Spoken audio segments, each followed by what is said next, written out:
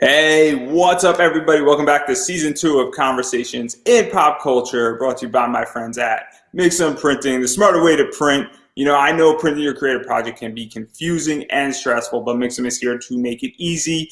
They have a bunch of tools from their instant quote calculator that let you get as many quotes as you want for free to their 24-hour customer service support. Mixum is here to make sure your printing experience runs smoothly from start to finish. You can choose from a range of premium printing options and materials, and the company has also printed many successful Kickstarter campaigns, and we love to talk about Kickstarter campaigns here, and some of them you may have even heard about on this very show. A bunch of my friends have used Mixum, and so it's really cool on that front, and they provide services in the United States, Canada, Australia, and the UK, and Mixum can print and reach your audience anywhere in the world. So if you're ready to print smarter and not harder, head over to Mixum.com, and listeners of this show can drop my name, Andrew Davis, in the message tab of a current order to get a 5% discount on their first order. That's Mixam.com.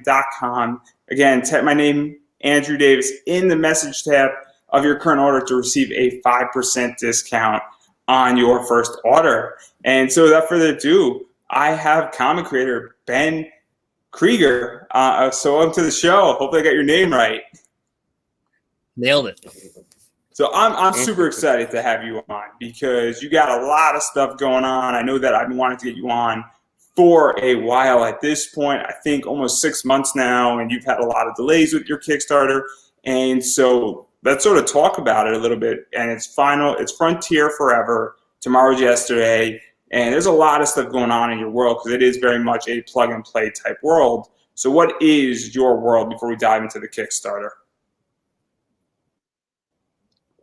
Yeah, it is a little bit too big sometimes, but the best way to say it is there's a book that is already out that's on Amazon, and that's like a 300-page novel. And this is an anthology that tells like the extreme backstory before the novel. So it's starting right now, and they call this Old Earth. Present time is Old Earth, and it starts there, and it goes through like huge time jumps forward to where the main story takes place. So it's like answering a bunch of backstory questions. Each story has its own set of characters, and they're dealing with their own issues, but it's all related. Like it tells a through story. And it's probably the coolest thing I'll ever write. I'm so in love with it. And if we get stretch goals, it'll be 12 stories instead of 11. We already got the 11th story unlocked. We're looking for the 12th one. So please check out that campaign. But it's also for Regenesis, which is a limited comic series. It's going to be 8 issues now. And that is in between. It's the direct prequel to the novel. And yeah, there's a lot of stuff. So it's a lot. Yeah, so there's a lot of stuff I want to break down here because obviously, if you want to look at the campaign, if I should talk more about the campaign already,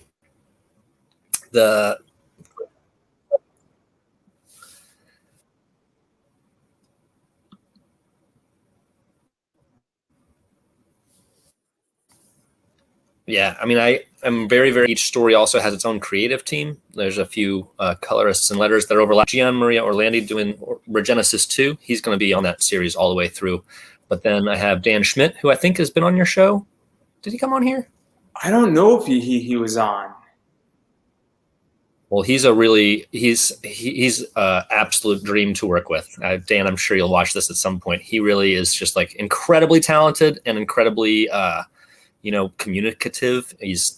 Dan, I love you, dude. You're fantastic. So glad I have you on this project. There's a lot of stuff going on here that I want to break down a little bit because obviously you have created a very, very cool world with the I'm getting the name right. Wow, it just slipped my head with Frontier Forever. And so I'm super curious about Frontier Forever because obviously, as you stated, there's a book, there's obviously the Regenesis comic, and now there's Tomorrow's Yesterday. And so where did this idea even come from? Because obviously you got a lot of moving parts. Where Regenesis is becoming an 8-issue comic series.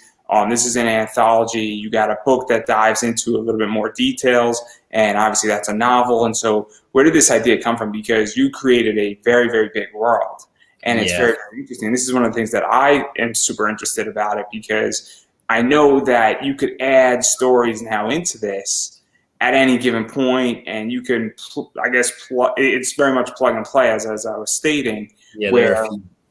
And so where did all this come from? Because that's what I think people want to know. And then we're going to obviously dive into some of these stories a little bit more in depth. That's a great question, because I can talk about that shit all day.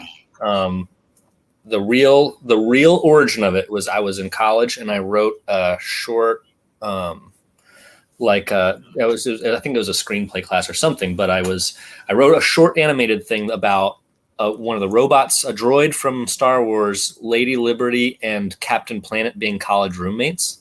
And the three of them kind of, obviously it changed a lot, but they changed into the main characters in here. Frontier Forever, the name is, pretty central to it, because Space, the Final Frontier was a big part of my sci-fi upbringing. But like the cool thing about that phrase is like space goes on forever. The frontier is never ending. Like, space is the final frontier because it goes on forever. But this story takes place after everything's been colonized. Like, obviously space is still infinite and you're going to be able to go out, but there's just so much abundant life in the universe that this story, The New Frontier, is kind of back in the beginning. And that's what the regenesis bit is about. It's like beginning again from the center. And like you said, there are a whole bunch of opportunities for plug and play stories or spin-offs or whatever you want to call them. They, they go there. There's just so many points in time that you can start from. And if you, I don't want to give any spoilers, but if you read the main story, all 12 of these stories like mean very specific things that are related to it. Like, it's all interconnected. If you like massive, confusing sci-fi, this is the guy. And so obviously, I want to dive into this, and I promise we're going to get to the Kickstarter. To do Bring it on. I seriously, I can talk about the. So I love this type of concept, and I love these things where it's very much plug and play. Like Black Alpha, I thoroughly enjoy Black Alpha with Tom Rash, and there's a variety of other things that I thoroughly enjoy that are like this. And so obviously one of the things I think, and the best place to start, we're doing it slightly out of order for a reason, is Regenesis, because it's focusing on pretty much humanity has been enslaved, and then they get their freedom from robots. They're still pretty upset about it. Yeah, real. It is rational, and I mean, and they've been rewarded across the entire galaxy, for lack of a better word, as far as obviously the frontier is obviously expanding, but they've been rewarded as an apology and reparations of massive, awesome technology. Exactly. And Earth has pretty much politically protected itself with minimizing and introducing technology. You're right, but it's not that they've really protected themselves. It's that the government has like hermetically sealed it in a bubble. They call it the embargo, and it's just they don't let any new technology onto the planet. So you're right, but the people on the planet are not in control of it at all. It's very much like there's a lot of Western elements in this whole story. This is very much like a Native American reservation. Like they're much more trapped there than they are, liberated from technology. There's a lot of like theology that goes on in the people who live there, and there's a lot of different communities who are trapped in Earth. It's not all the Native American characters who are born on Earth, and then there are the city people who are basically like we call them souls in the series. It's like you have your mind is uploaded to the cloud, and that can make bodies wherever. Those are the people who live in the cities on Earth, are have souls up in space. But then there are also the migrant laborers who are just like Oompa Loompas. They're totally slaves. It really sucks to be a migrant laborer on Earth. There are all these different marginalized communities, and it's a big American metaphor in a lot of ways. And so obviously, and this is humanity on Earth is relatively declining. I think it's pretty obvious that this isn't exactly working out. There's a lot of groups that are doing somewhat well to some degree, and others are doing pretty bad, and everybody is sort of trapped there, as you stated. And I'm not too sure who sends down, but they send down a Athena-class Marshal, and she has a robotic, arm that has like a sidekick AI, and she's got a great body and sort of Western, I guess, and then very much Wild West like. And I don't know if she's supposed to figure out what's going on down there. If she's supposed to fix it. It gets a little wonky what she's doing, but it's her journey down there and seeing what Earth looks like exactly, sort of sneaking in there and figuring out what's going on. And it's very, very interesting because we're sort of seeing what Earth looks like in this world through her eyes and her journey. And so what prompted all this? Because you have a world of Earth, but we're experiencing it as readers through her actions in a lot of ways. Yeah, and I don't. Maybe I should spoil it, but at the end of Genesis 1, she's a very conflicted character. So she is the baddest fighter of all time. She's like, the embargo has like a genetic ceiling, so you can only be so strong and smart and whatever. She's the absolute apex, and she's born full grown, has memories that are trained her to be the ultimate badass. She really is. She goes to Earth and she makes some really horrible mistakes. She does some bad things, like at the end of issue 1. And so you're not supposed to know what to think. She's like, she's definitely supposed to be doing good. She was born, the government is the one who spawned her. She's born to go and protect Earthlings and restore natural order, but nobody really knows what natural order is. But basically, she makes really bad choices. And I don't want to say it's like a redemption story. It's not about her being redeemed, but it is about figuring out why she did those things. And so, yeah, you mentioned briefly in her robot arm thing, there's an AI that, you think about, if these people really hate technology so much, why are they giving their number one law enforcement agent an AI partner? They hate AI. But that's part of why she's the shit. And she doesn't really integrate with her arm well.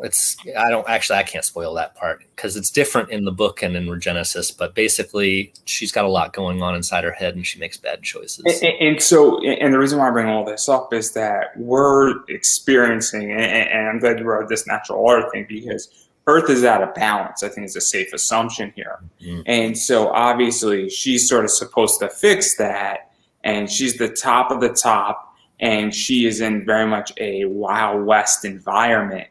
And, it gets super interesting where she's got some advantages, but clearly she doesn't have all the advantages. And there's a lot of stuff going on.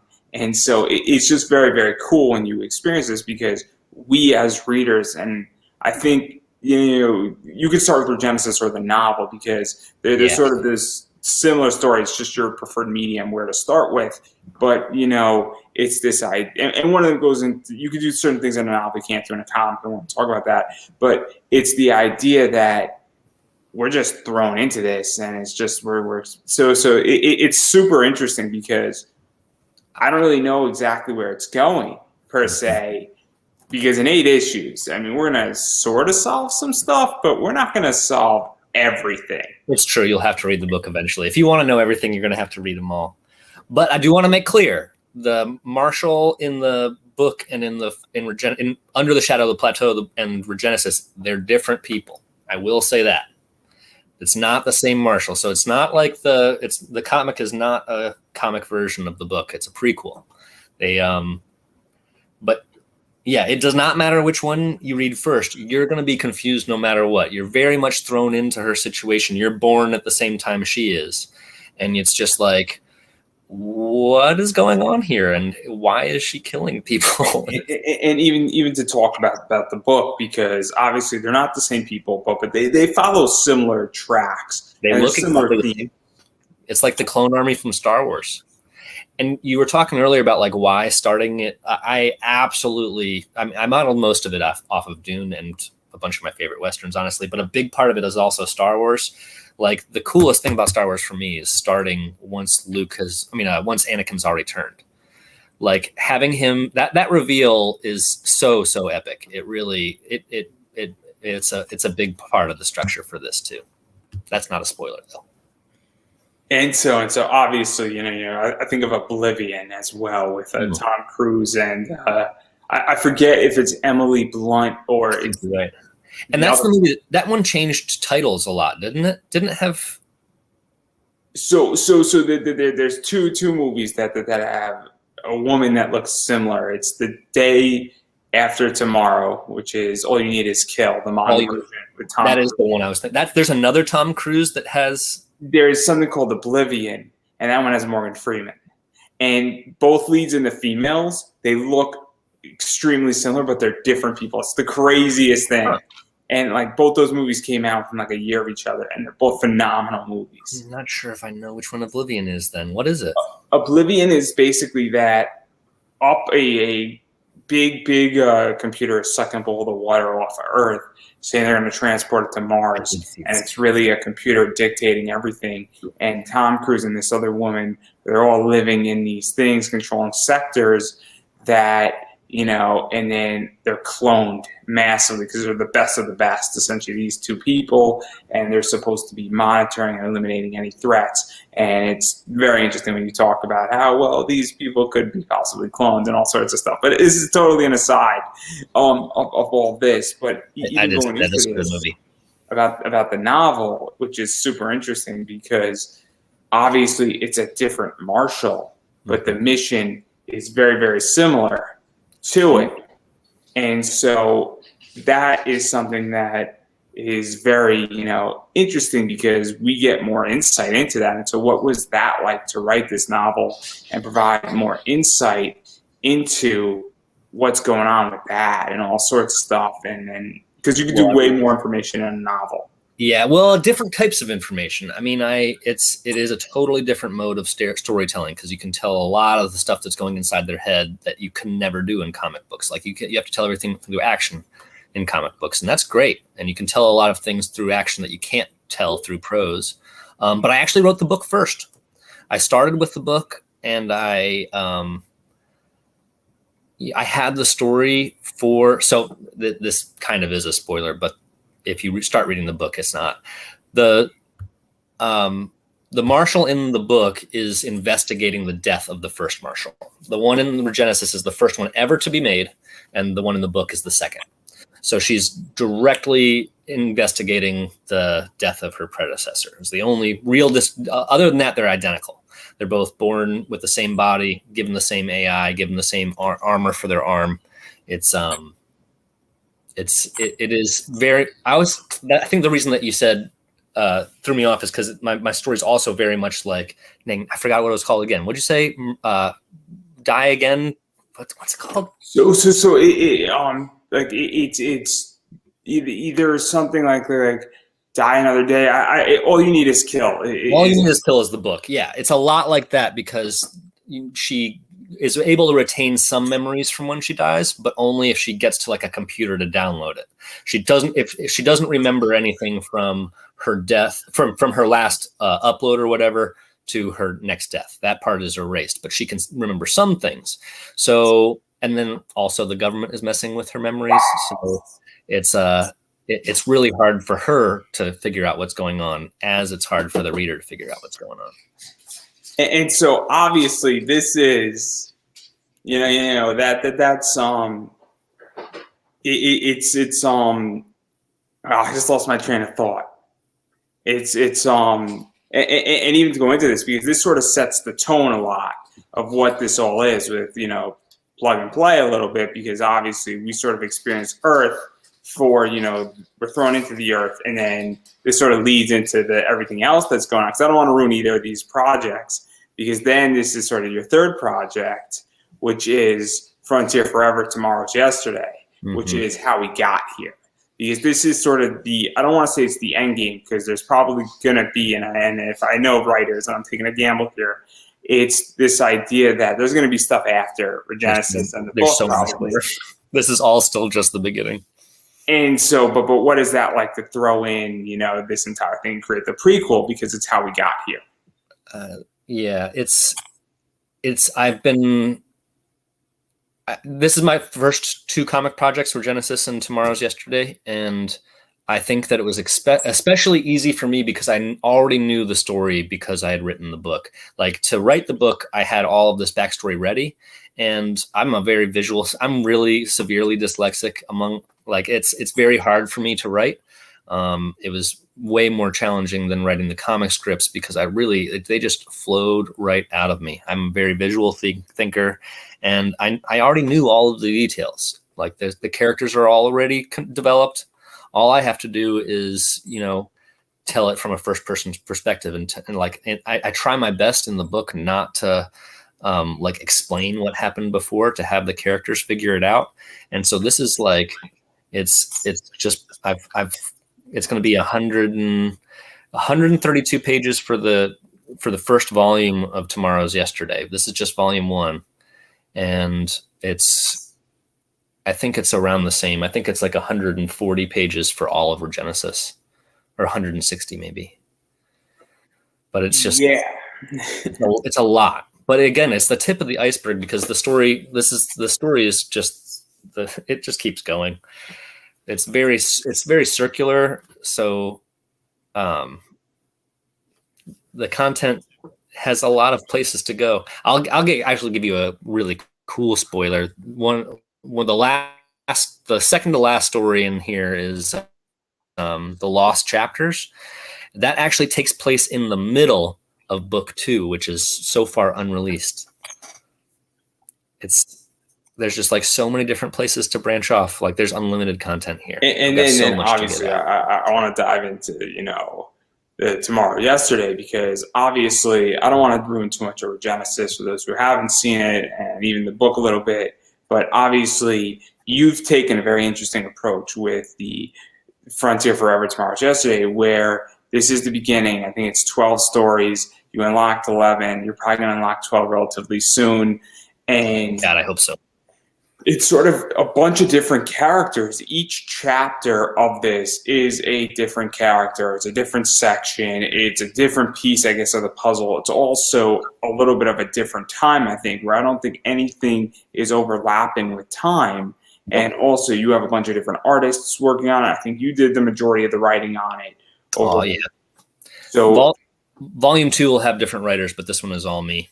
So I mean, the common thread is that you have basically created and put together, the entire writing, but then you have a bunch of different artists all having different, interpretations, as well as time doesn't overlap. So what was the setup with that? Because it's interesting how we got here and everything is spaced out. Yeah, basically I had a lot of just writer's momentum, and I pumped out the script. It really, it just did not take me much time at all. And the learning curve for the rest of comic making, the writing for me was very easy. The rest of comic making was very, very hard. And I got very, very lucky with Gianmaria. He is the artist for, he draws or illustrates and colors Regenesis, and he's fantastic. He's an Italian gentleman. He's really, I'm incredibly lucky to have found him right off the bat. I actually did go through some other artists first, but he's in it for the long haul. And then for this, I knew I had this many stories and I could add more, but this is basically what I could afford to do, is what I thought I could pull off on Kickstarter. And the team is just incredible. Like I was saying, Dan Schmidt's doing the opening story. And that's the one that's called Last Days of Old Earth. That's where we're right here. And it's kind of, AI AI is actually not the most important part. The most important part is a chip in your head that lets you talk to computers. And that's what creates the AI that takes over later. But then the next one is it's actually a friend of Gianmaria's. It's Flora Gali, and she is fantastic. She has a very, it's one of the more character-driven stories. It's about a bunch of space miners, essentially, who are on the first expansion, when people are just going out into other systems. They've left our system, and I think it's the year 3000 something, and they're just setting up the first colonies. And so that's a really fun story. She's fantastic. Then the next one is when the machines take over, and that's Rise of the Machines, and Horatio Boreati is the one in charge of that. And he has really, I hired him because of a drawing he did of a very cool DeLorean that was done in time travel style. And like, I knew this one had a lot of machines that he was going to get to draw blowing up. And that's a really, really fun story.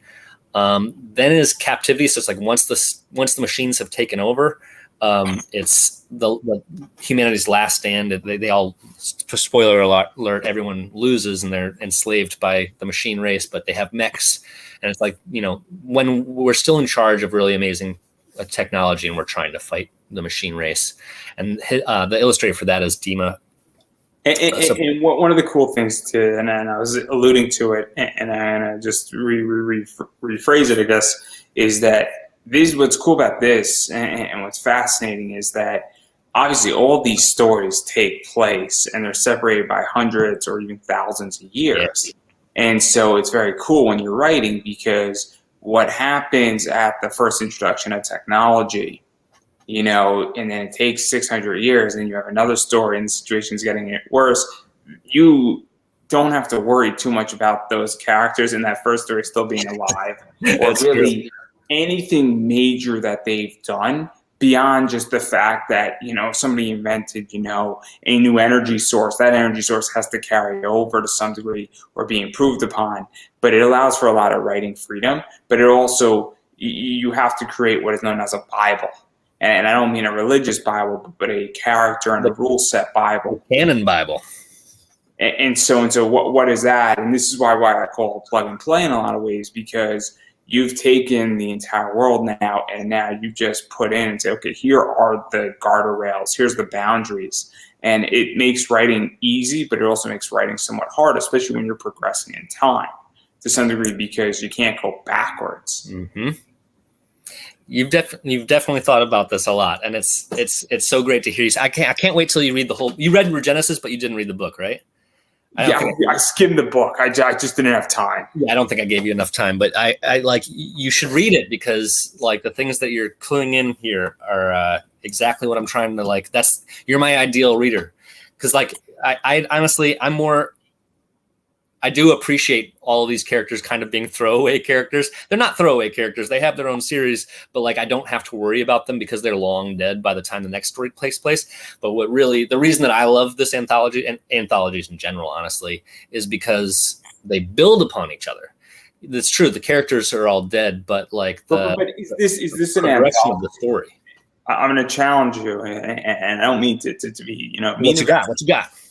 I don't view this as an anthology the same way I view Travis Gibb when he did, Cthulhu Invades Oz. Because they're not linked together? Because it's linked together, but it's looser.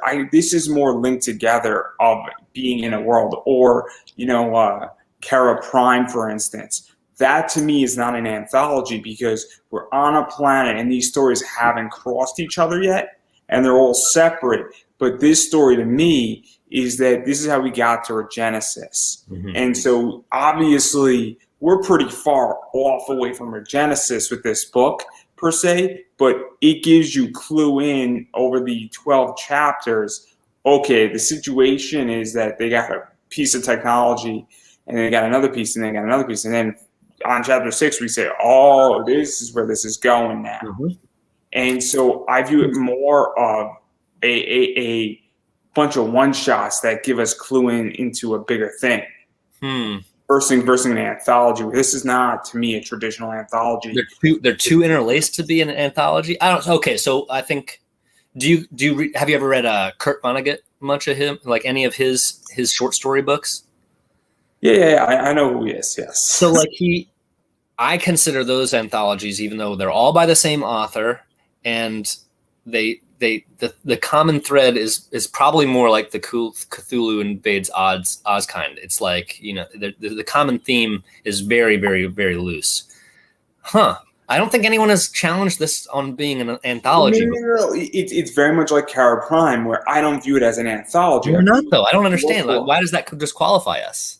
No. Because I think an anthology, I think it actually underplays it, because what you're doing, and then the way I view it, is I view this as, okay, this is how we got here, and that these stories are providing an answer to this world of what happened and how Regenesis happened.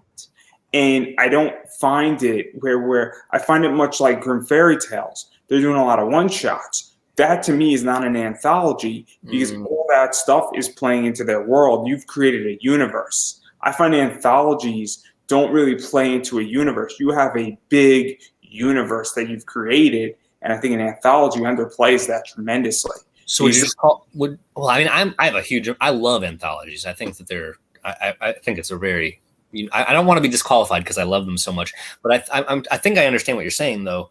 So would you just call this a graphic novel?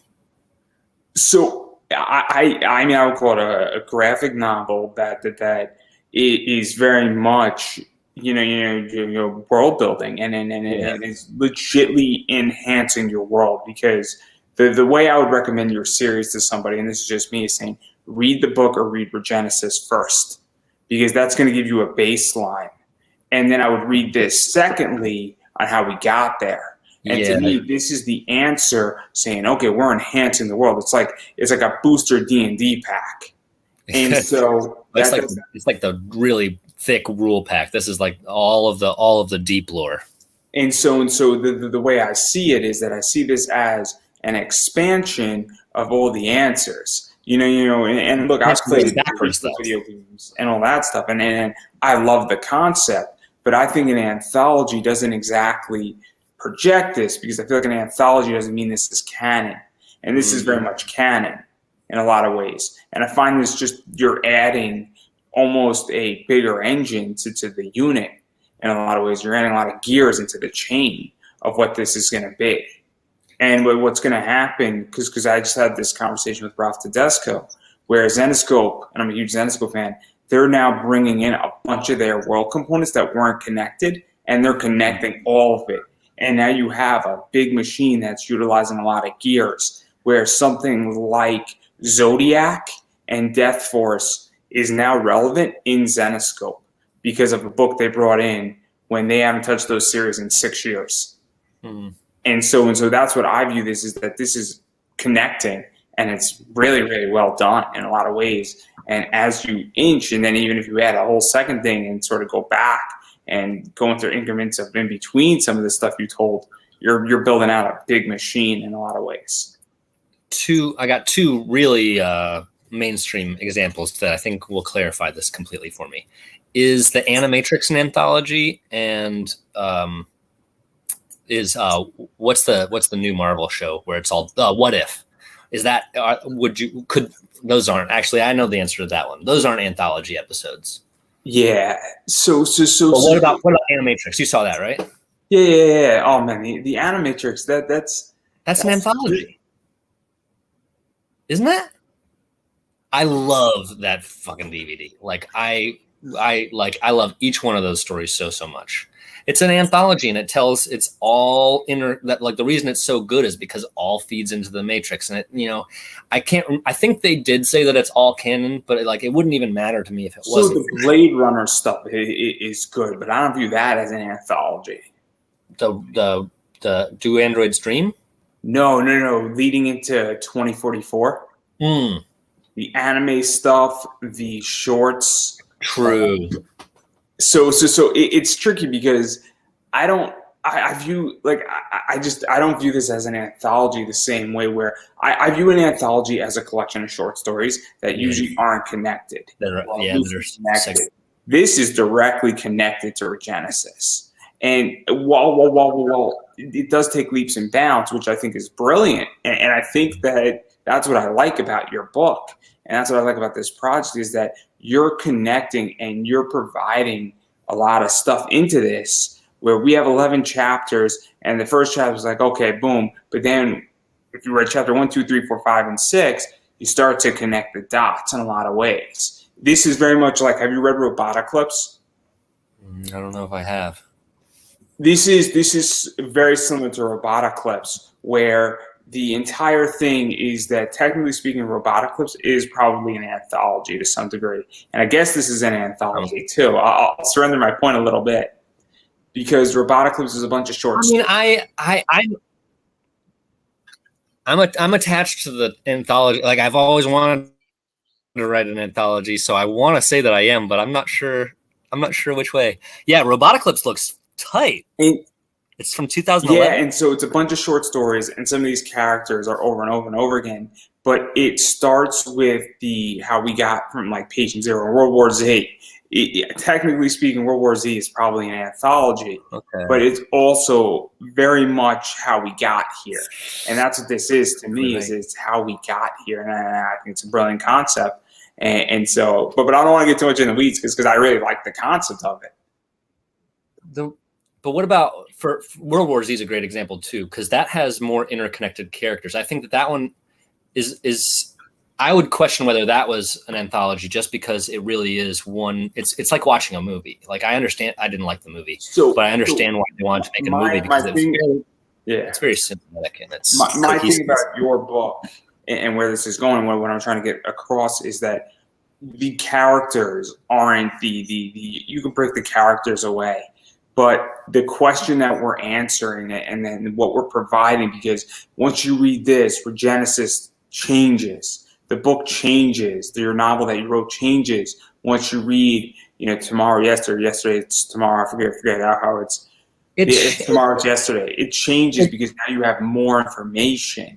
And that's why I'm questioning if it's an anthology. But I think it's brilliant because what you're doing is we're getting right into the weeds of it. And that's what's really cool is that if you haven't read anything yet from you, and this is why I wanted to talk to you, because this is why I was excited like 6 months ago when I was looking you up and finding out what you were doing, because I'm like, oh, snap, he's doing something that is very, very interesting where you are world building on steroids.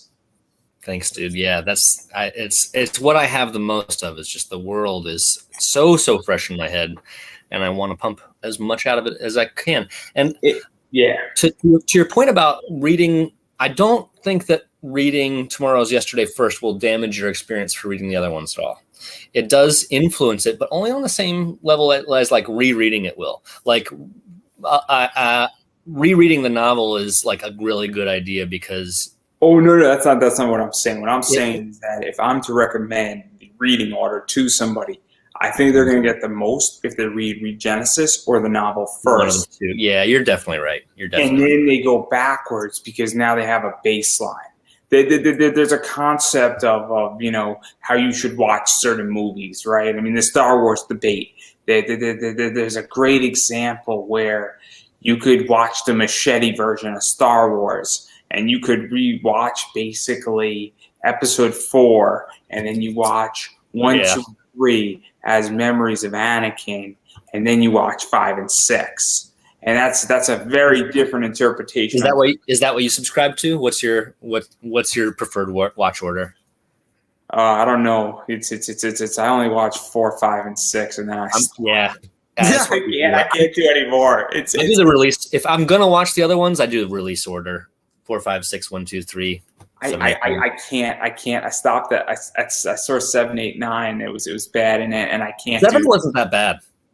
I'll go out. I'll be bold and say I really thought that they were going to turn it around. I thought 7 was pretty good. 8, 9 was my dick. It was awful. 9 was a disaster, and 8 was we're stuck on a cruise ship. Yeah, I couldn't stand either of those movies.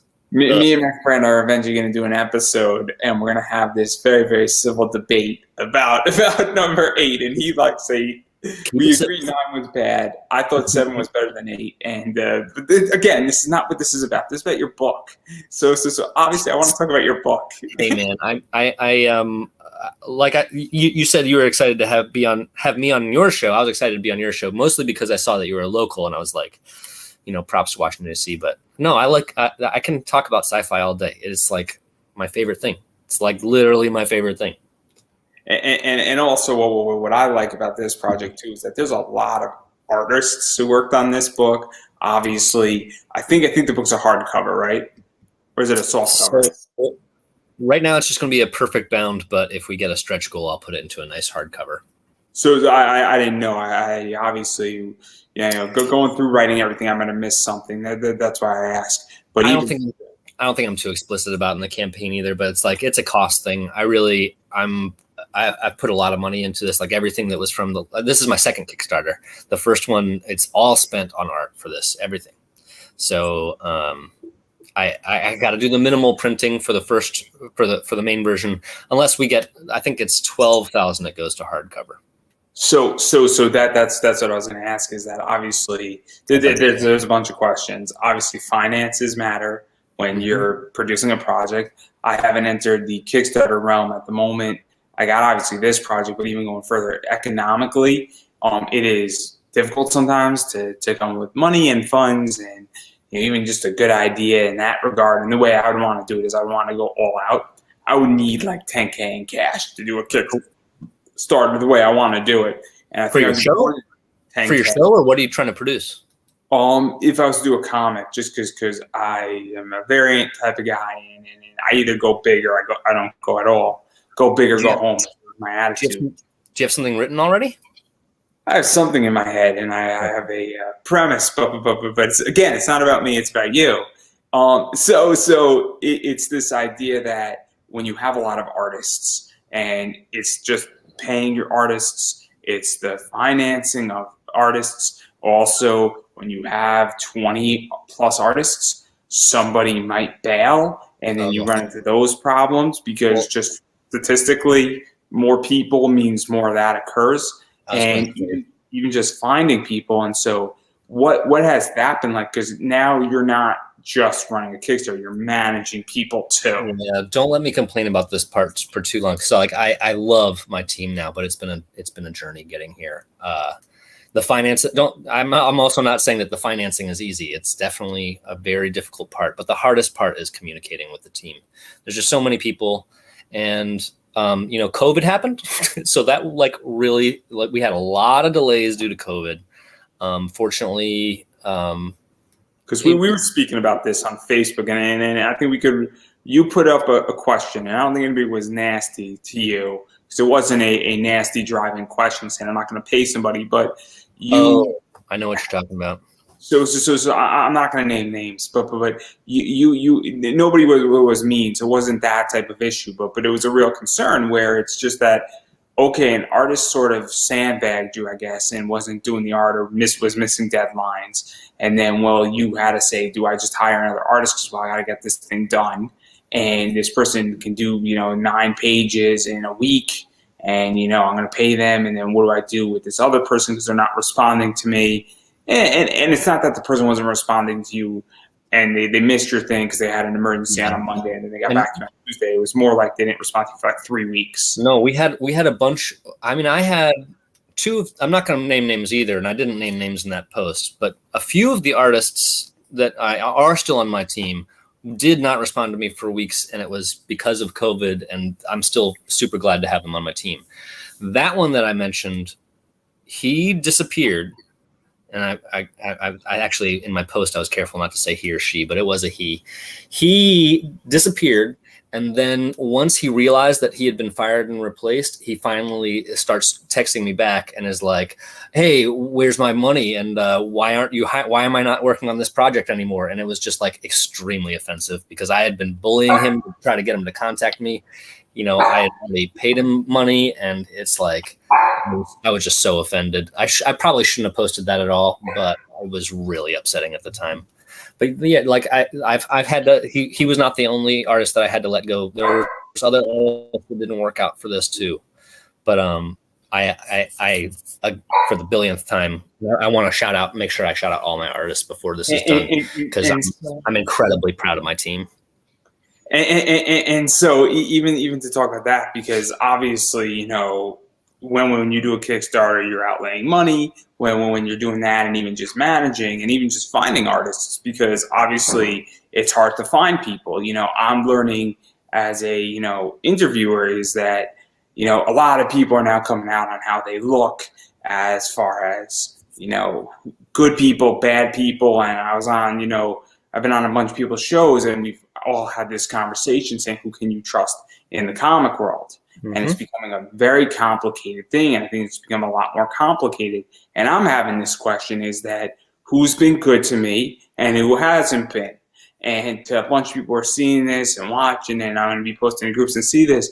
The people who've been good to me, they know it. And some people who think they've been good to me haven't been. And other people who have been horrific to me, they might not know it. Now I'm not going to name names, But it's this idea that it's getting harder and harder and harder to figure out that. And even when you're finding artists, I would imagine it's getting harder and harder at this point, because I don't know about you, but the running away with money, I feel like is popping up more, or it's just being noticed more. I don't know which it is.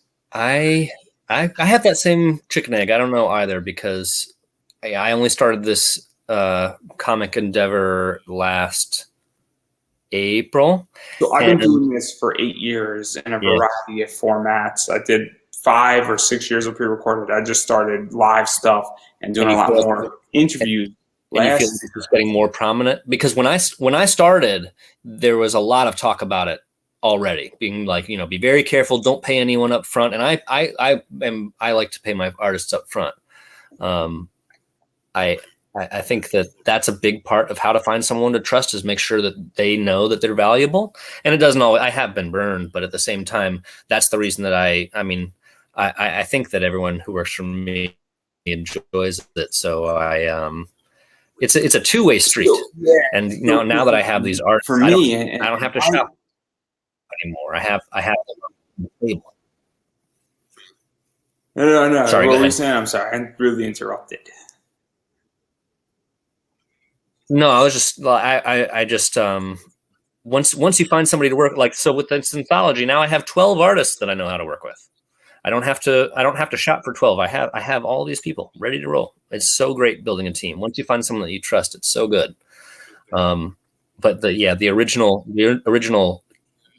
curating of art is very labor intensive. You really got to shop around. Because the way I'm seeing it is that I'm now starting to see a lot of people's true colors.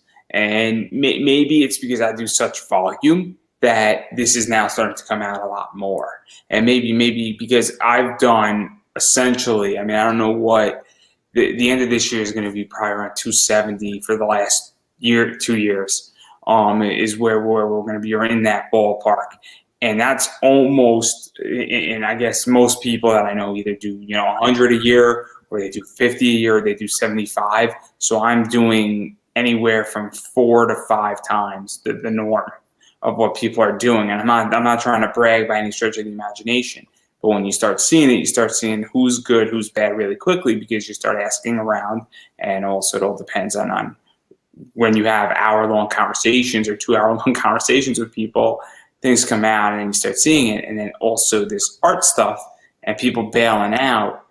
I don't know if it's always been that way or it's just being spoken about more. And I'm very confused on it, because it's something that I'm seeing now is happening a lot more. And I know more people who have experienced this happening and being burned. And it's a very weird segment in indie right now. It sucks. And I've worked in a variety of industries, and it's not unique to comics for sure. There are bad contractors everywhere. I think that because so much of this work is online, you're working physically in your house when you're illustrating, but because so much of the networking and the production organization stuff is, primarily online, I think that's, if people are walking from jobs more, or if people are just disappearing more, it's because of this online work environment where you don't have to worry about, seeing somebody on the street. You just disappear off the internet, and then they can't track you down. It's very frustrating. That is true. That is true. And also, I think it's just, I think people sometimes are just operators in this segment. And I also think people realize and say, oh my God, I just raised $50,000 in Kickstarter. And I think people also view that where, and I'm going to ask you a very, very, blunt question. But I think where the point's going to be is that if you raise 12 grand on it, you're not making 12 grand on the book. No. And I think that's a common misconception. My sponsorship, I'm not making what my sponsor has granted me. I'm not making what everybody thinks I'm making, but that's your production cost. Yeah, congratulations again on that, by the way. I saw that 8 years in the making. 8 years in the making. So, but that's what people don't understand, is that there are expenses, and also all the money that goes from buying me a coffee, which I have, and other things like that, and you cash at me, all that stuff goes right back into production. I am not taking a distribution from this. Maybe I'll go buy myself an energy drink if I get, if I got a sponsorship that was $2,000. I hope you celebrated a little bit. I'd probably maybe, take like $10 of that and buy myself a Frappuccino. I hope you celebrated a little bit. Or I go out for ice cream. But I think people get where I'm going with this, where all the money with my sponsorship goes back into this. And same thing with a lot of Kickstarters is that's what's going on. And not to mention real money in Kickstarter is not a Kickstarter. That was one of the first big surprising things when I was learning Kickstarter is I was pricing my things out, and I never, I knew that the first and second and third were probably never going to make money. Like that break even was the goal. And that's whatever the final goal is. I could just look it up, but the printing the Tomorrow's Yesterday as a hardcover is the final goal, because that's like my break even point. It's where I can safely spend money again.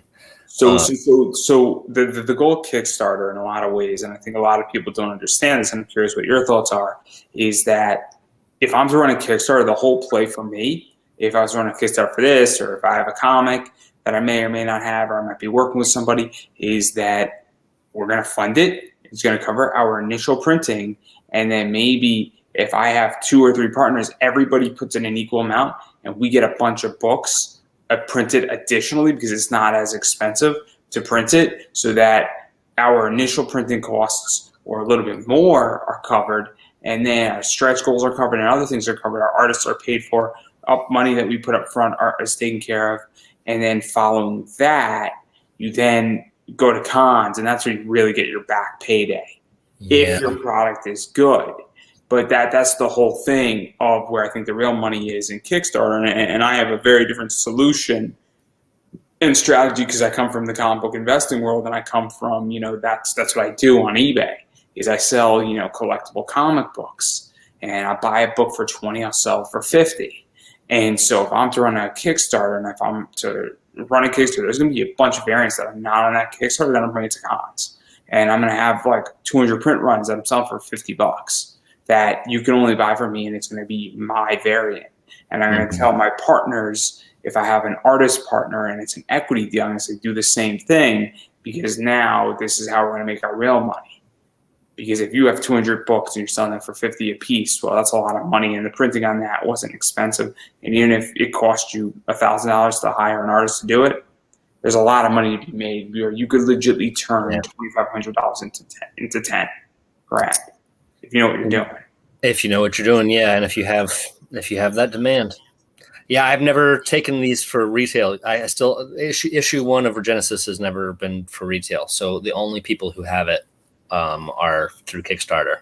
And I definitely appreciate you comic traders. I've never been able to get into that industry, but these comics, none of these comics are ever going to be reprinted.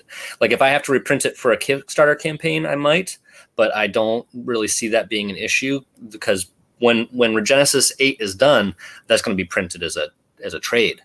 That will be a beautiful hardcover, and I'm never going to do the single issues again. So these, if you get in on this Kickstarter, you're at the very, very beginning of the entire Frontier Forever series. Like there's going to be a ton of it.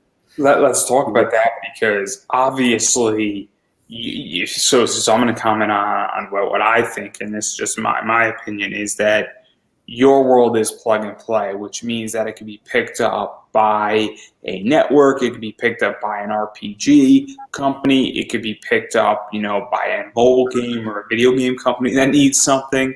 And so that's one of the things about your series and your world that's super awesome, not to mention that you could have 15 series spin out of that and spin out of this, and you could go into a whole bunch of stuff, and you could play in, year 200 and have a 4-issue miniseries if you really like some of the characters and people are flocking to these characters. Well, they might be dead technically in the whole timeline. No, the one that they're going to get addicted to is Rhodes and Lincoln. Rhodes is the tribesman, and Lincoln is his gorilla lion hybrid buddy.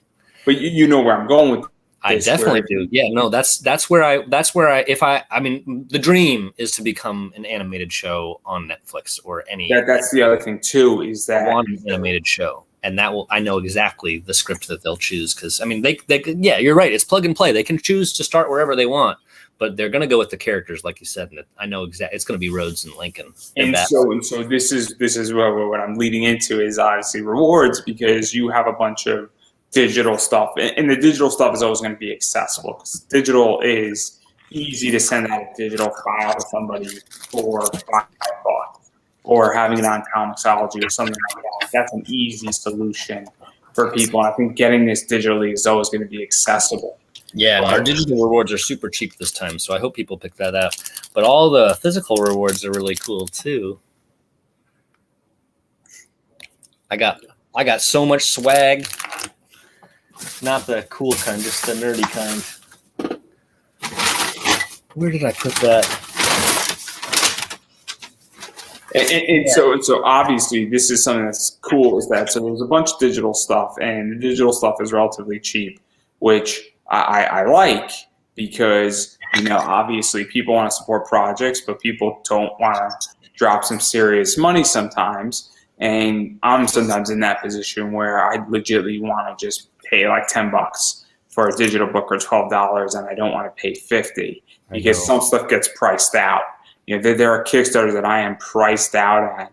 The first lowest tier is $30, and I just can't support that.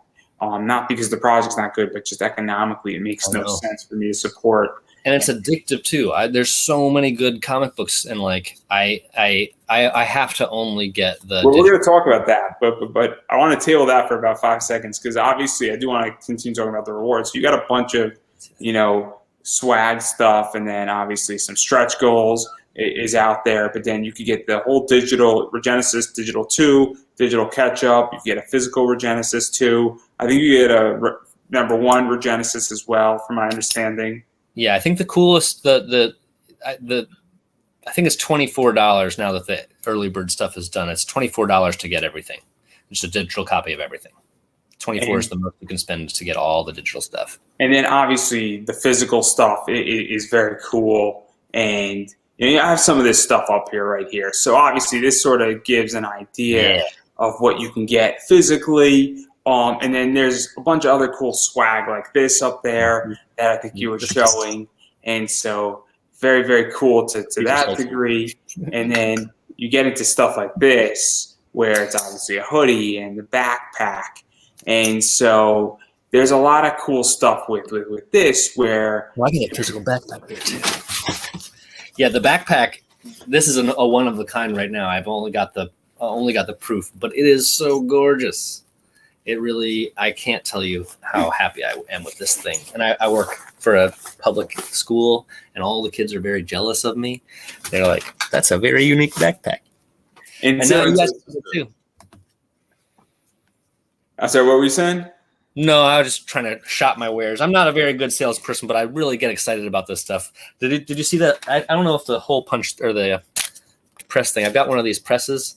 I'm going to make these really cool ID cards. One of the coolest, actually, let me pimp that real quick. One of the coolest rewards for this is you can join the California Sunrise Gang, which is a labor gang. And we're going to print these little ID cards that are just like, wallet-sized IDs that will have an illustration by, you'll have to talk to me about which illustrator will be doing yours. But it's just, you get your face on a badge, and it'll be printed and minted, and it's going to be really, really nerdy and cool. And so obviously there's some other stuff too, where I think there's like a plush Marshall package, there's a collector's package. I think you're also offering, a retail package, I think. Yeah, for retailers, it's just $100 pledge, and the $100 will be whatever merchandise or copies of the comic. It'll just be applied to your purchase at the retailer's price. You get a steep discount. And so obviously that's out there, and that's figuring out, and I'm sure that the details are all going to be worked out at a separate level, and I'm getting into that sector. So I'm very much aware of a bunch of stuff that happens at that level, and also access and also, wholesaling and all that stuff. And it's complicated if you want to do it legally. So please do it legally. I mean, wait, I don't actually see what the legal pitfall is. Why is it complicated? Oh, well, when you buy wholesale, you need a wholesale license in some states. Interesting. I had no idea. If you're buying from a distributor, so if I'm buying from a company like Diamond, I need a wholesale license, and I'm in the process of applying for one. Because there's certain indie comic distributors that like, yeah, we got no problem selling to you. You just need your license. And in Connecticut, it's only $100, but it's just figuring out the application. Interesting. Figuring out the sales tax, because when you buy wholesale, you don't pay tax on the wholesale. Oh, that's why. Obviously I'm going to pay my taxes. I'll obviously pay my taxes. So if you wholesale to me and I have a license, I don't pay taxes on the wholesale. I still have to pay taxes on it, right? I don't know if the wholesaler pays taxes on it either, because the taxes are collected when it's sold. So if I buy an item for $5, so if you wholesale me a book for and it's normally $10, but you wholesale to me for 50% off, I'm not paying taxes to you. That's interesting. But when I sell it for $10, it's double the taxes, but I didn't pay taxes the first round. So it's actually more advantageous if I pay taxes to some degree up front sometimes. Yeah. But then again, also, it becomes complicated, then I might be taxed double. So that's why you have a wholesale license. And do you have a sole proprietorship? How are you? So I don't. So I'm in the middle of applying for a wholesale license right now. So when I'm going to be dealing with an indie comic company, I just basically place an order for whatever books I want to sell on my eBay store. Right. That's how I distribute. And so it's just my eBay business. And so I don't have any exclusivity, but I can sell and do my comic stuff, and then I just sell it, and it affects my other merch because I'm bringing certain people in and they might want certain other things, and I could ship it that way. It's just another expansion of my business. And so I don't know exactly. And so it's just my eBay business, which is, it's not an LLC, but, I don't really need one right now. I ended up starting a sole proprietorship for this just because it was I didn't want to get it confused with all of my regular income. And it was free. I didn't have to pay anything to get it, but I'm dreading the day that I start making enough money where I actually have to worry about it. Like right now, it's very simple. I'm just in the red enough where I don't have to worry about it. There is certain things that when it takes off that I have to form a limited liability company. Mm-hmm. And the only reason why is that company is going to invite problems in. But again, I don't think you need to create one for every little thing, just because it's not that complicated. eBay does all my records essentially, give or take. Yep. God, yeah, there are such great things about internet commerce. Like I would have been able to assemble this team or hire this team, and they're from all over the world. And I don't have a business degree, but I'm definitely running a business. I have 20 employees. They're contractors, but it's hard. Do you have 20 employees or do you have 20 contracts? Contractors. I have 0 employees, but it's still a lot of work. No. I was an independent contractor working, so I was treated like an employee. No, these are all everyone here's got a work for hire contract. And so therefore they're very much an independent contractor set on terms, and it's great because it works, and they know exactly what they're getting, and what they're getting, and everybody's happy, and it's great. And I don't want to dive too much into the finances of everything. I'm not going to push too hard, but it's tricky to run all this stuff. And then obviously there's just a bunch of rewards, and there's a bunch of different things, and the real money for you is printing a bunch of these books and going to cons. Oh yeah. I honestly, I did not print enough to make a bunch of money there. And actually I saw you on a show with Sam Quinton, And you guys were talking about how that's like he regrets in his early days not printing more of his early stuff. And I feel like I'm going to hit that eventually, but he's so successful. I really admire. He's a businessman. That guy is a monster. So I think that was last night, and so I think, and we're probably going to want to talk about this in October, is that I think he also made the mistake in not raising the price of his early day stuff. Because never raise your price if you don't have to. No. Well, what I'm explaining is that if you only have 1,500 copies of your book, that's a limited print run. So this is the whole discussion I've had with JP Roth and Ebas and Dawn Mateague about certain things. And when she had 100 of like Roth and certain books, those books are worth good money. The stuff before it came into Diamond. And even the Diamond print of A Theory of Magic, which is Sabine Reich and J.P. Roth, that book is an expensive book because it has a very low print run. But they weren't indie when they started, were they? Oh yeah, at that point, Roth, these ones, massive indie. She was like queen of indie for a while. And so but I know exactly what you're saying. But like, this is my first project. If people don't read it, they're never going to become valuable. I have to get people in on the cheap. The track, though, is that if you have certain things that are really good art, and that you'd be surprised that if you have only a 500 print run over Genesis, and you listed that thing at $20, you'd be surprised who'd bite at it. I think a lot of people are. If it's publicized that it's only 500. Yeah, if you only printed 500, I think a lot of people are scared to raise prices because they're like, I have to compete because because they go along the lines of, okay, do I need to be the cheapest or the most expensive? Do I need to be in line with everybody, or do I need to say, screw this, I'm going to go be $20 because now there's a perceived value. And I think it's a big mistake to some degree where I think that saying, hey, let me go throw out $20. If somebody was willing to take a risk at a con and list their book at $20 at a catch and cover and say there's only 600 of these books out there, and once they're gone, they're gone. At a con, I 100% agree with you. I don't think I can get anyone to do it, without any.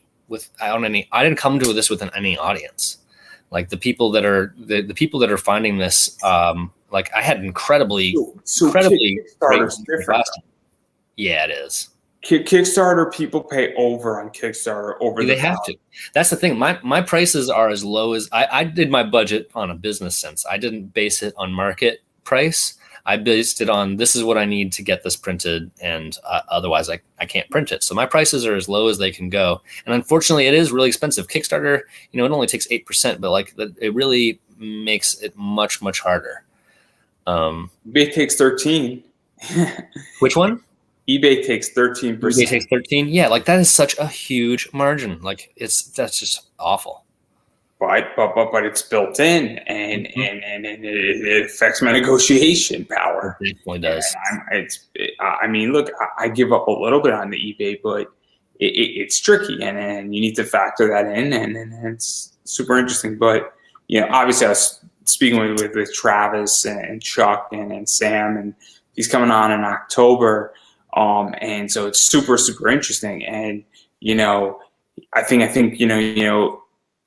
think he has a fair point of not printing more, but if you print more and more and more every time, and there's a company that used to print $250 and they raised it to $350 for a certain book, then they raised it to $400, and now they're at $500, and it's a $10 book. But when you keep adding more covers in, and now I understand printing a book is expensive to some degree, but you're now devaluing. Because we started at $350, we went up to $400 and $500, and guess what? I moved my money where I'll play every once in a while with one of those books, but I've come to the conclusion as a business that on my eBay store, those $10 books are not as valuable as they once were back in February. Yeah, 100. That's a comic collecting. I mean, this is another tangent, but are you into NFTs at all? So I understand NFTs, but I am more of a straight crypto guy. My buddy was a really hard sports card trader, and he's been preaching the NFT sports card packages because of pretty much exactly what you're talking about. Is like if they print more, your value goes down. It's just that's supply and demand. So like with the NFT, you have this kind of artificial limit to supplies. Like every one of them is unique, but at the same time, another one could just be created with slightly different content. It's weird. I haven't got into it yet. I'm not into NFTs. I'd rather own the straight crypto just because there's more I can do with straight crypto than I can do with an NFT. But at the same time, I am playing some games right now that I do earn crypto, and that crypto can be utilized to buy some NFTs. Yeah. And so I'm playing these games on my app and my phone and on my iPad, and maybe I'm earning like 10 cents a day in cryptocurrency, but it'll add up if you play it long enough for the next like year. It depends which one it is too. All the places I like NFTs are more similar to comic books or any collectible than they are to crypto. Crypto is just the only currency you can use to buy the NFTs. NFTs, I think of them exactly the same way I do collectibles. Like cards is what comes to mind first, but comics too. So NFTs are very similar to baseball cards, football cards, Pokemon cards, which are the three hottest things. And then even going further into that, comics are very similar to that. Yeah. And then Pop Funko collecting is very similar to that. And there's real money in all this stuff. And that's why Kickstarter is so interesting right now, because obviously the next frontier is indie. It's the idea. And I've spoken about this too, and we didn't get to it too much last night on that show, but I'm obviously in that sector. I have a lot of assets that need to be unloaded and loaded back up, and I'm buying and moving comics, and you never know what's worth money. I mean, I could tell you a story that back in 2013 or 14 on Free Comic Book Day at Midtown Comics, they were giving away Ultimate Fallout 4s for free. So in the Polybag, first editions. So I mean that should give a good idea that Midtown Comics had an abundance of Ultimate Fallout 4s. They probably had about 300 of them. Now let's say that Midtown kept those 300, just put them in a vault, and wanted to sell it. Fast forward to 2019, 2020. You could probably sell 300 of those, relatively $300 a pop, relatively safe. And that's me being very, very generous and low. And 300 times 300, that's a lot of money. That's a lot of money. That's what is that, like 90 grand? I want to sell a $300 comic book. But they probably gave away 300 to 400 of those books on Free Comic Book Day. Mm-hmm. We're talking about real money now. So obviously, but that's such a tangent. This entire interview has been a little bit of your book, like 15% of your book, and 85% tangents. Yeah, you know what? I should probably let me say how great the rest of my team is. The next story, wherever we left off, was Roddy Honorado is doing the story where the machines just release us, and it doesn't really explain why. This is another WTF moment where you're just like, what is going on here?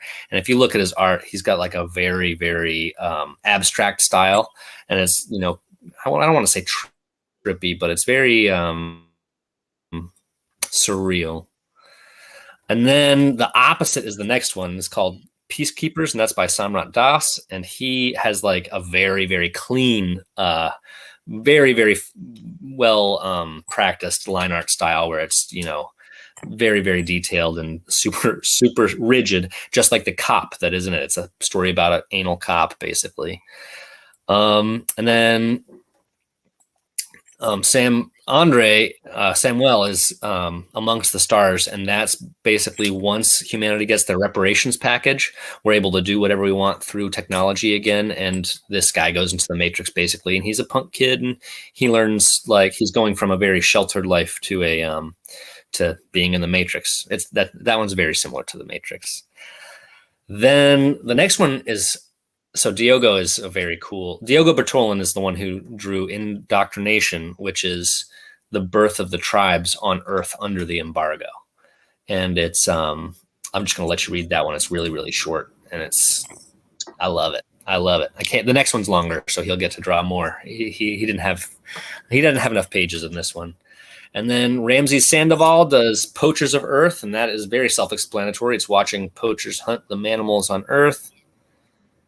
And his art's great. I don't know if you saw him. He's it's a lot like he's definitely influenced by Mike Mignola.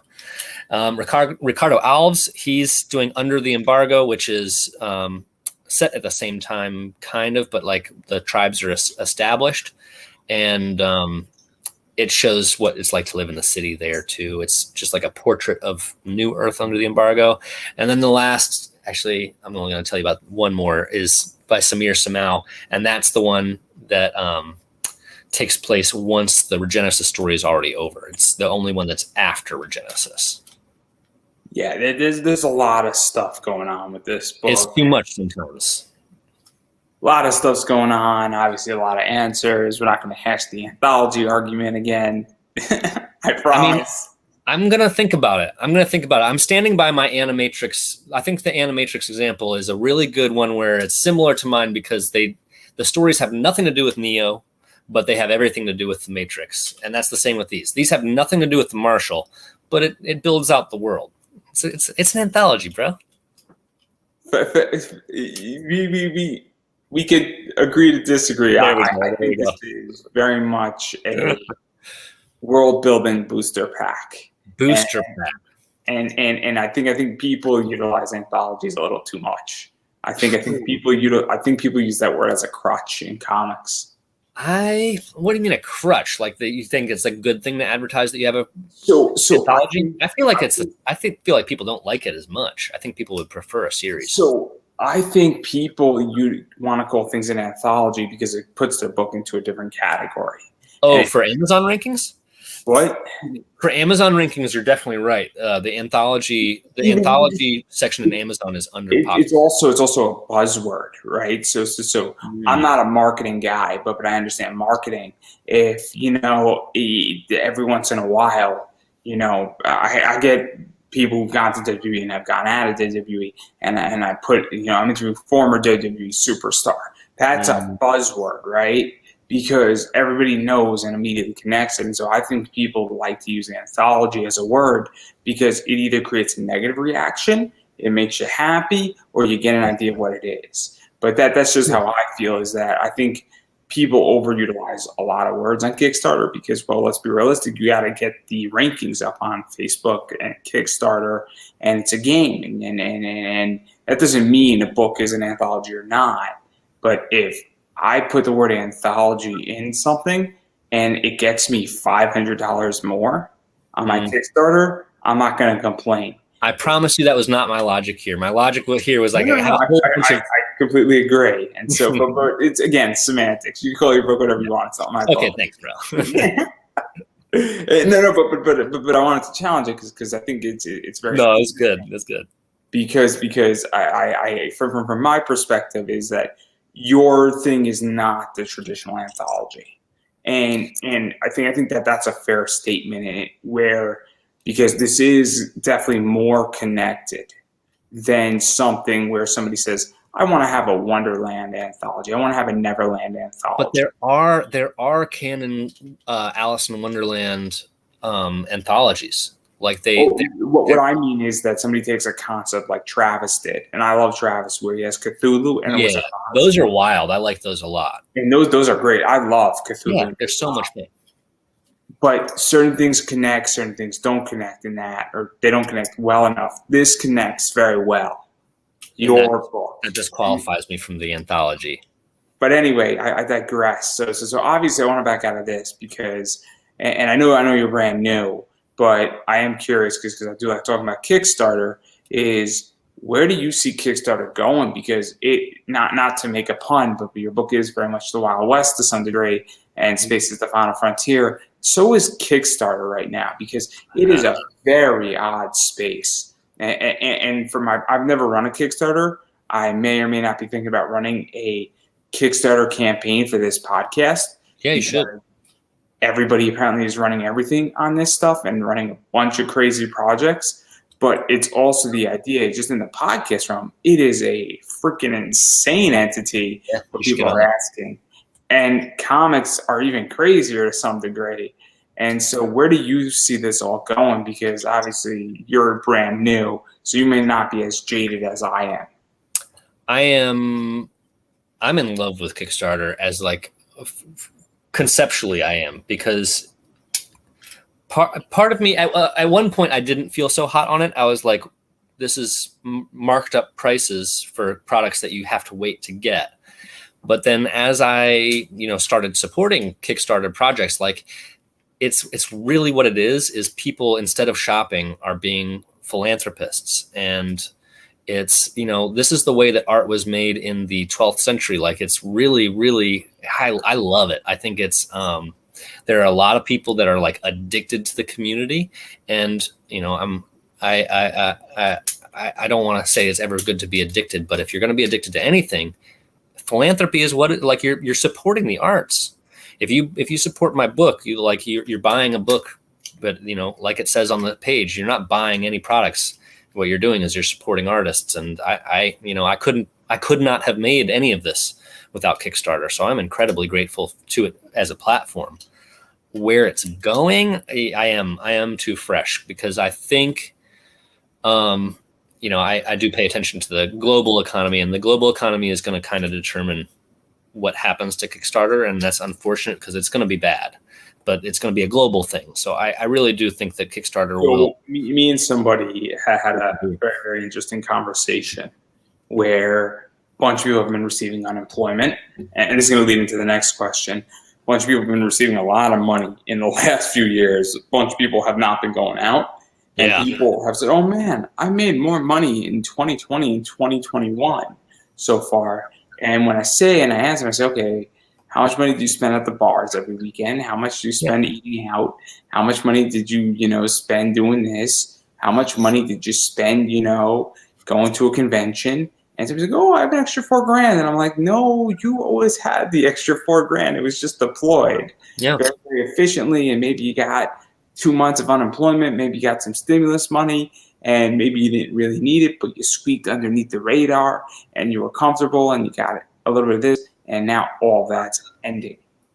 And so I think that's also going to be very interesting with Kickstarter. And again, I'm not a finance guy either, but I just know how when you're in the collectible comic, industry and business and community, you see sort of trends. And I think that's going to affect Kickstarter. It will. I mean, you can already see the market reacting to cons reopening. It's been an immediate effect, because that was an income stream that a lot of creators, that's another thing too, fully dependent on, and it just vanished. And now people are that desperate to get it back. So like the Kickstarter market is definitely going to be affected by that, but I'm not so sure we're going back to normal just yet. I think there's, to talk COVID for a second, I think these next couple months are going to be really ugly. So I'm going to ask you a question. I don't know the answer to this, and I'm curious. So I love AwesomeCon. I've had 3 great years at AwesomeCon. Wait, did you come down? So when I was in DC, I loved it. I missed this year just economically. I wasn't gonna. It wasn't for me because I'm more susceptible to this because of physical disability. And when I get the flu, it's bad, and I don't really want to be around people so quickly. Because if I get COVID, it's gonna suck. Where I know exactly how it's gonna affect me.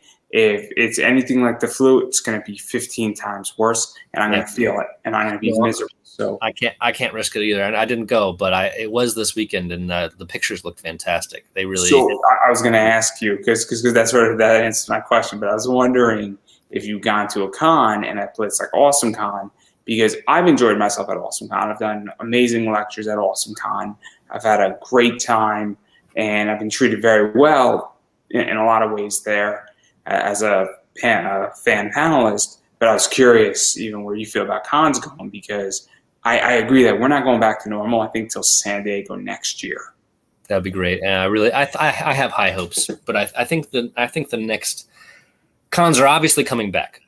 There's no way that they're going away. It's going to change what they look like, but proof is in the pudding right now, because the con boom is all the cons that have chose to have limited reopenings or full reopenings. I think they've all done very well. I would hate to see the actual numbers when we define very well, and I don't know the answer to this, and I would love data on it, is that did the attendance do well, but what was the expenditure like? What was the economic return for the vendors? What was the economic return? Because the cons, and I have an entire article where your con ticket goes. Nobody has read that article, and it's crazy. It's on my website, and I used to tweet out every single week, and nobody's read that article. But it's the idea. What basically builds a con is you have your guests, you have your vendors, and you have your comic creator signing. And then the fourth realm is that, and guess and indie, creators and comic creators are sort of the same. And then the fourth/third is fan panels. And if vendors aren't making money and they lose money, they're not coming back to the next one, or they're going to be more selective. If your celebrity guests aren't making money, they're not going to be happy. Versus also, they get guarantees. And if their guarantees are not met, or their guarantees are missed by like $1,000, the con is going to rethink it, okay? And then even with all these, comic guests, some of them are getting paid, some of them are taking, risks on their own. But if all of a sudden, guy does a commission and he's making $6,800 in a weekend, and now he's only making $4,800, it's a big issue because there's less money now.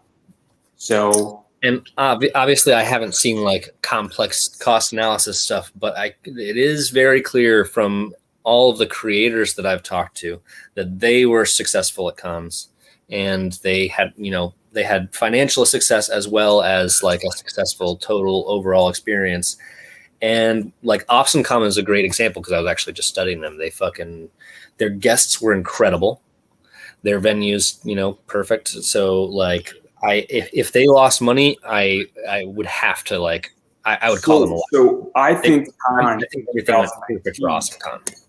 Awesome Con 2019, I think, is killing it, but I don't know what it looked like in 2021, and that's what I'm curious about, because that is the real question, I think, for the next 10 months or so, because it could very well be that creators have benchmarks too, and so I'm hoping that a bunch of these people. But when I was speaking to Travis, and he was at a con earlier this year, I don't know, he was at MegaCon. We haven't spoken about MegaCon, but we were speaking. He said, well, people were just looking for what they needed.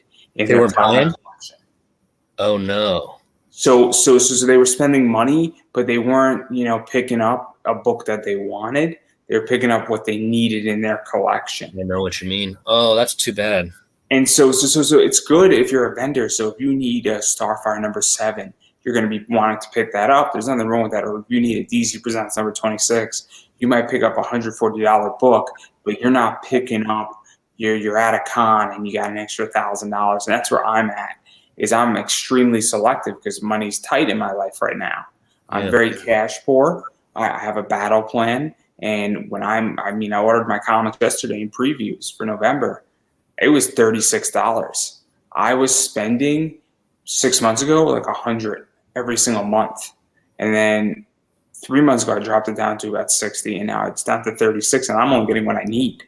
I'm legitimately getting like 4 DC titles, a IDW title, and 3 independents. I am getting 11 books a month now, and I'm dropping down, and I'm probably going to continue that till probably May or June of next year.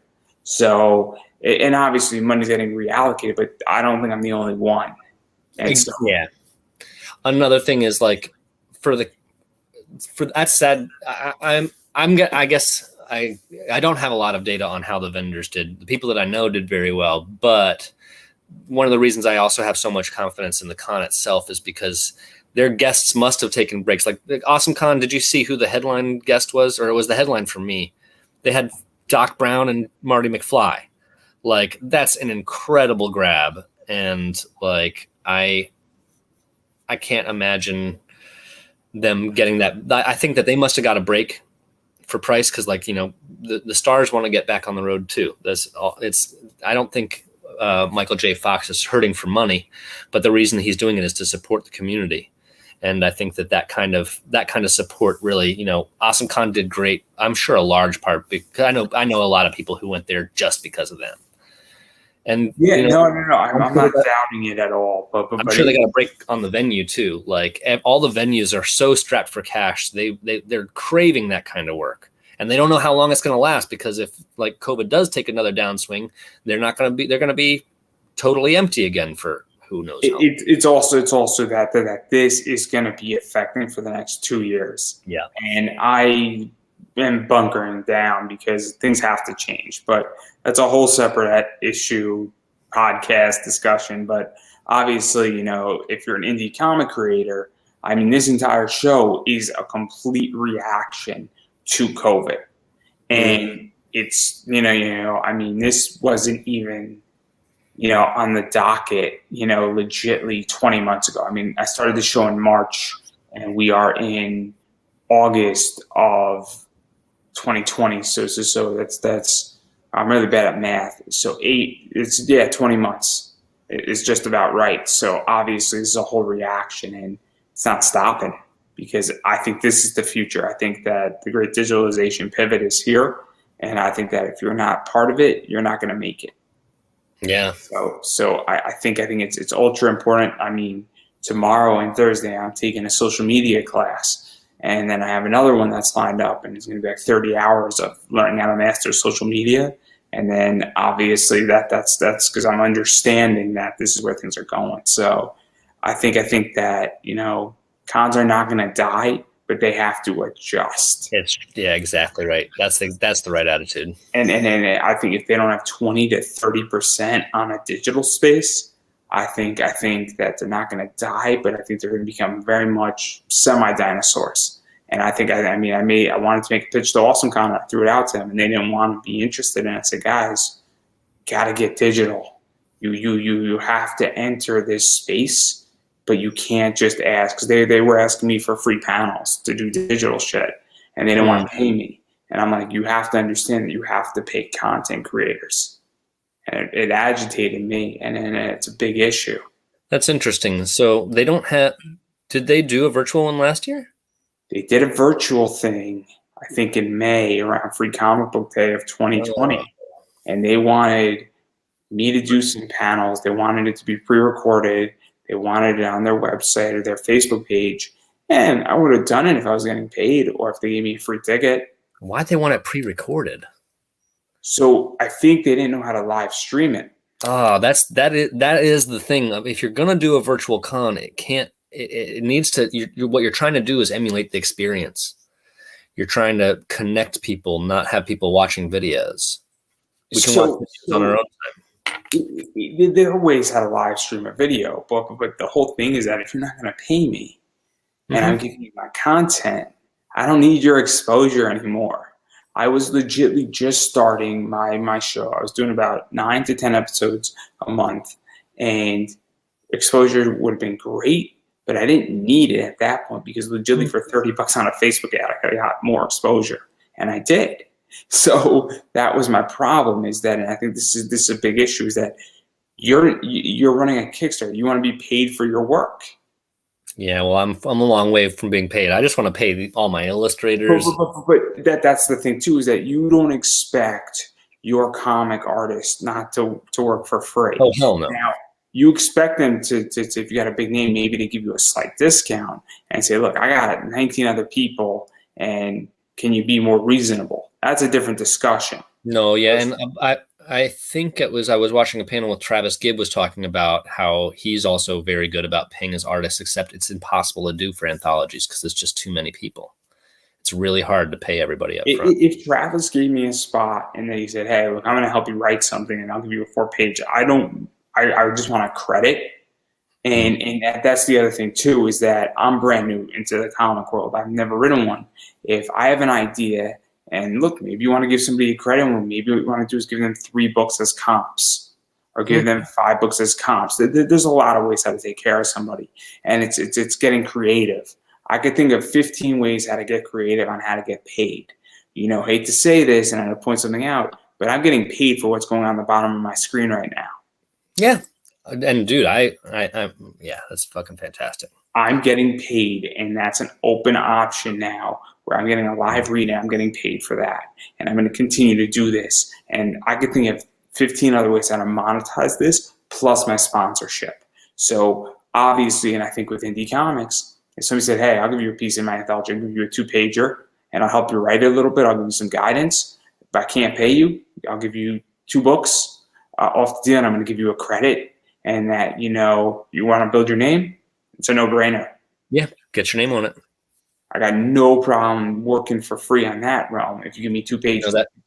That reminded me of 2 things. I gotta mention 4 more people, and then I'll tell you a funny story about one of them. I have 2 colorists that are doing, a lot of the illustrators are doing their own colors, but I have 2 that are working, and that's Shamsuddin Idris and Julius Daiwan. They're both fantastic, really, really fast and incredibly talented. And I also have 2 letterers, Stephen S.K. and Tom Wallace. And they're both also amazing. But the funny story about Tom is that I hired him. He put a post up on Facebook and was like, hey, I'm looking to do some lettering work for free. I just want to build my portfolio. And it was so good that I was like, I'm obviously paying you for this. But he was willing to go out there and work without getting paid. And that's like 8 years. It'll get you like, so now he's doing fantastic work for me, and I'm obviously paying him for everything. So like, sometimes it's just the luck of the draw. You get on the right team and you find the right person for your team, and it's golden. Thanks, Tom. You're fantastic. You're really good at your job. And so obviously there's a lot there, and it's a whole another episode too. And then, oh my God, I gone for an hour. And then I was on Livid Comics this thing. We spoke about this for like 30 minutes on how to get creative, because I find that comic creators are some of the most creative people on paper, and they are some of the least creative people when they're marketing. Oh, yeah, guilty again. I hate marketing. I just want to write the sci-fi. Just let me do the sci-fi part. And so obviously we could go on forever, but obviously we spoke about a lot of things I want to speak about. There's a million other questions I want to have, and I'm sure that I'm going to speak to you after we're off the air and then try to make you another like $1,500 at a convention with minor tweaks. That's off charts here. But I'll pay you for that. I do want to give you an opportunity to self-promote. So where can people find you? Obviously, for those who are still watching, checking out, links are up above for the Kickstarter. Obviously, where can people find you though? Find the Kickstarter. Where can people find you on Twitter? Where can people check out your Facebook pages, anything else you're doing, any other projects you're involved in? And, obviously, we're going to keep up to date with you as well. I'm going to lay off the other projects, but fortunately for all of these I'm not really using Twitter, but Instagram and Facebook and Twitter are all at Frontier Forever. So it's really easy. And then it's frontierforever.org. If you lose the link to anything, it's all hyperlinked there. It's not a very big website. It just has links to to the Kickstarter and to the social media. Come and see us on, if there's not enough art for you on the Kickstarter page, go to the Instagram. It's just, we post something every day. It's looking really good right now because we got so many artists pumping out such good work. Come check us out. Frontier Forever, at Frontier Forever, everywhere. And then I've been saying this, and I'm going to keep saying this, you have to support indie. And what that means is that first and foremost, you have to back Kickstarters. Now, I personally don't care if you back digital or you back physical. It doesn't matter to me. Obviously, I'm sure, creators, and I'm not a creator, would prefer the higher tiers, but every dollar amount matters. Mm-hmm. Even backing and throwing $1 or $2 goes a long way, and it makes a huge difference. And so I really encourage everybody to say, hey, let me go back, something, and throw $3 here or buy a $5 digital. It goes a long way. So that's the first and foremost. But even going beyond that, what you need to do is you need to follow people on Twitter, Instagram, Facebook, and you need to share things out. It makes a huge difference when you share something, because you never know who's watching, when they're watching. And look, a bunch of projects get lost in the radar. And so they're like, oh man, this is awesome. I didn't even know this existed. So that's obviously a big thing that goes a long way. So I recommend that people do that. And then even going beyond that, once people have certain books and have a few series, you might not like their current Kickstarter, but you should go and pick up their other books if you haven't already checked it out, because that indirectly supports them as well. And then even just about me, obviously, Mixum is a sponsor. And if you use my name, you get 5% off your order. And so if you're running a Kickstarter, you're promoting your Kickstarter, that's a big deal. And 5%, every percentage counts now. It really does. If you have a $2,000 order, 5% is a decent amount of money. And that means that you could maybe print another, 20 books. And obviously, if you turn that $20, that 20 books into a bigger price point. Also, they're very good at printing, and there's a bunch of people that I was on that has used them, and they're a very good company, and they've done a lot of good work for a lot of good people. So obviously, check that out. But let's say that you want to just support this show and you want to do it yourself, and you are not using Mixum right now, or you don't have a Kickstarter running, you can go buy me a coffee. That is up there as well, and it's very much like a Patreon. And all that money does go back into this show. So obviously that's another way how to support. But as I've been saying, please go back Kickstarters. Please go support indie. Also just sharing this makes a huge difference, because again, you never know who's watching, when they're watching, how they're watching, and all that stuff. So obviously that's all I have to promote. And then I'm going to give you the final word. Read my books. That's really all I'm here for. Oh, I was going to say, that's why the digital tiers are also cheap, is because we really just want you to read these. It really, really helps to have you just get the digital copy and read it. I would love to, I would rather have 100 of you buy $1 copies than I would have one person buy $100 copy. I just want more people to read these books. They're really fun. It's wild and it's crazy and it's hard to understand sometimes, but it does make sense, I promise. You're really going to like it. Please check us out. Yeah, I don't think I could have said that any better myself. And so I believe that is a wrap.